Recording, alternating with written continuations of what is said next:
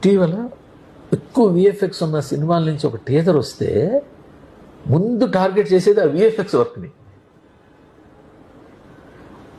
అది పాస్ అవడం అంటే ఫస్ట్ మీరు ఒక మెట్టు ఎక్కేసినట్టు. రాజాసాబు మిరాయి సినిమాల్లో అది మీరు పాస్ అయ్యారు. మిరాయిలో పాస్ అవ్వడం is a challenge. Rajasaab pass అవ్వడం is easy because we are big star ఆడ. సార్ బిగ్ స్టార్ ఉన్నా సరిపోదు సార్, విఎఫ్ఎక్స్ బాగాలేకపోతే ఉతిగారేస్తున్నారు జనాలు. అంటే మరీ తలతోకలేని విఎఫ్ఎక్స్ ఉంటే ఆదేస్తున్నారు. అదే కదా. అంటే సి అగైన్ నా కామెంట్ మరి రాంగ్ థింక్ చేయకండి.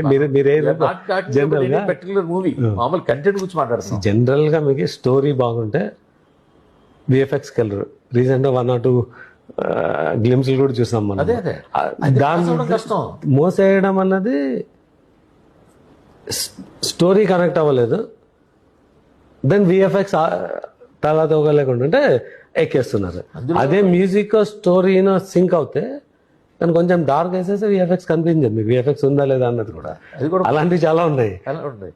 పైగా ఏంటంటే మీరు అన్నట్టు డిఫరెంట్ ఏ టూల్స్ అన్ని కామన్ పీపుల్ కూడా అందుబాటులోకి వచ్చేసి తెలిసిపోయిందండి. ఫ్రేమ్ బై ఫ్రేమ్ చూడడం ఎలా అని తెలిసిపోయింది.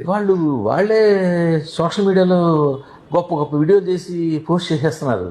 అసలు చూస్తుంటే ఎక్కడికి వెళ్తుందో అర్థం కావట్లే. సో అలా టైంలో మీరు ఇంకా జాగ్రత్తగా ఉండాలి. మా క్వాలిటీ కంట్రోల్ టీమ్ ఇది వీఆర్ యూజింగ్ అవుట్ సోర్స్. మీరు అంటే మీరేం కాదు, టాలీవుడ్ చాలా జాగ్రత్తగా ఉండాల్సిన పరిస్థితుంది.